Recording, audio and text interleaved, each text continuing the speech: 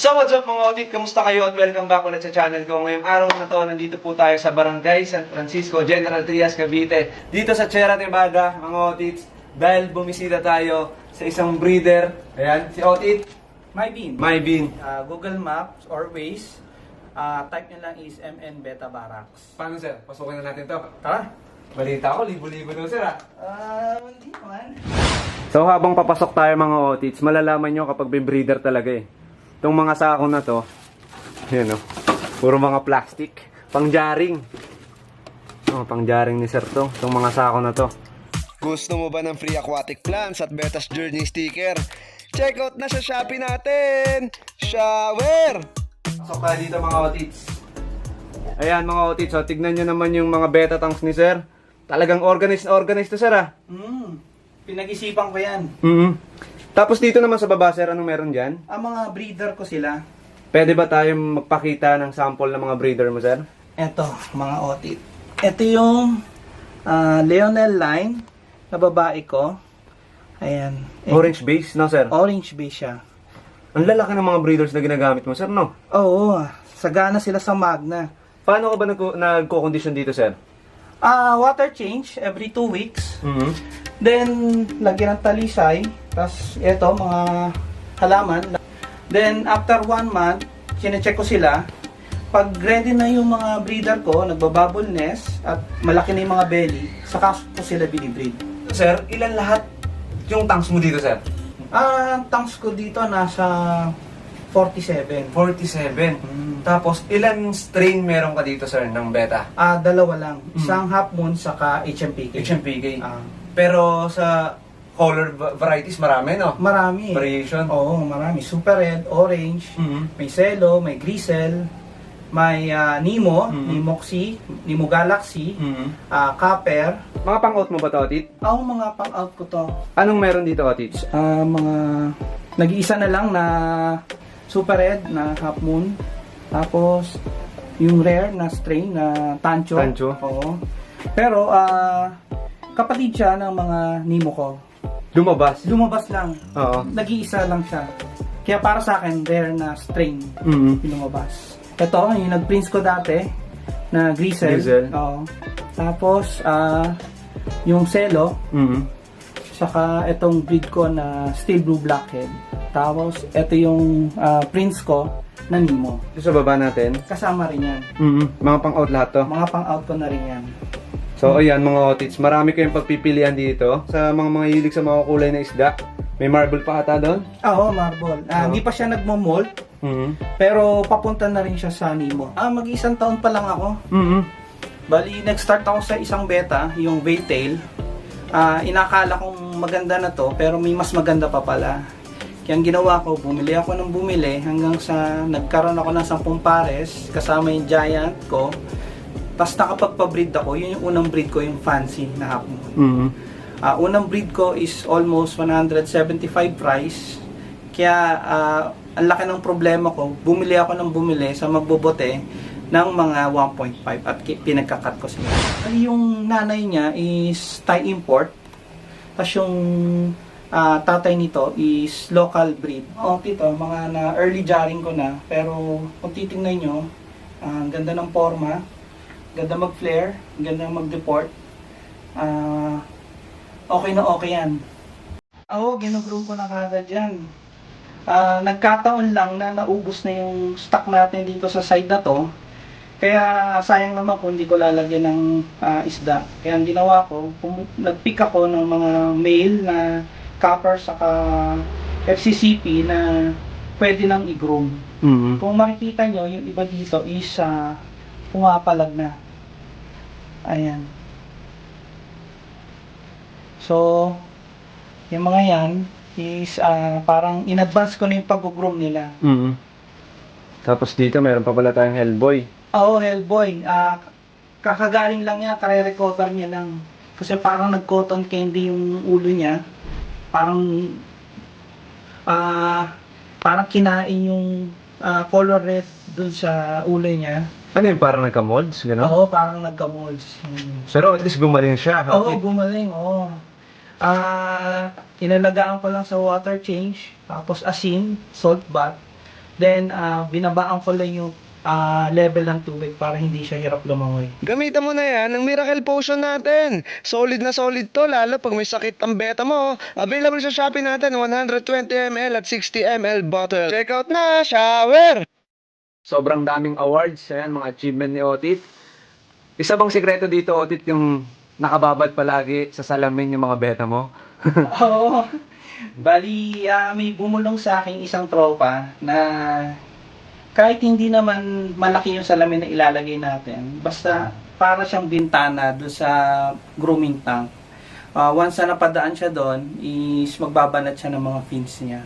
So, not actually naman, palagi naman silang dumadaan doon, pero ang ginagawa kasi nila, once na dumaan sila doon sa bintana na yon, is magpe-flare sila. Pero Otit, di ba minsan, ang clamp nakukuha ng isda yan sa pagiging stress. So, kung palaging nag-flare yung beta natin, may pagkakataon na pwede silang may stress, ano? Pero sa experience mo, Otit? Wala naman. Based sa experience ko, wala naman. Oo, kasi ang nilalagay ko yung salamin doon sa pinakamalapit na sa bottom.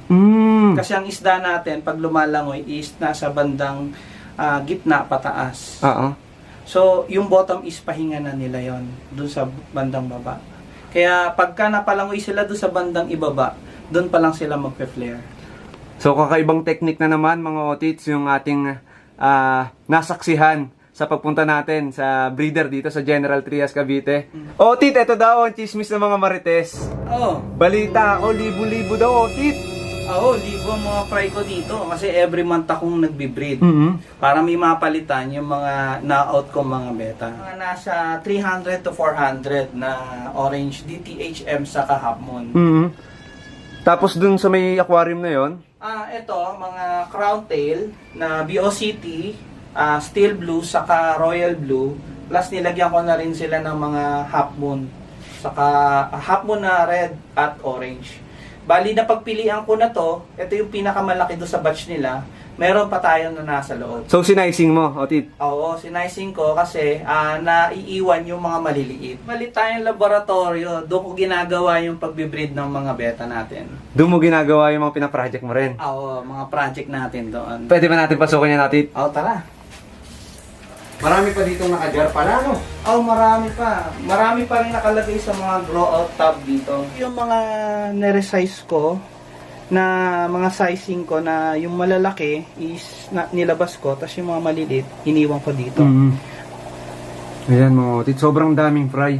Tapos dito lang sila, Otit. Mga ilang ano sila dito? Ilang weeks or months?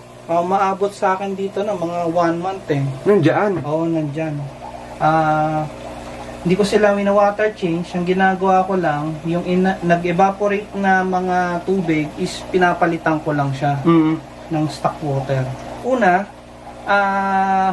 after ma-hatch yung egg, naghihintay ako ng 3 days. After mag-free swim siya, pinapakain ko sila ng moina. Nandoon pa rin yung tatay. 1 week yung tatay nakasama yung mga fry kasi inaalalayan ng tatay yung mga baby na just in case na hindi niya maubos yung mga moina or BBS, is yung tatay yung kakain.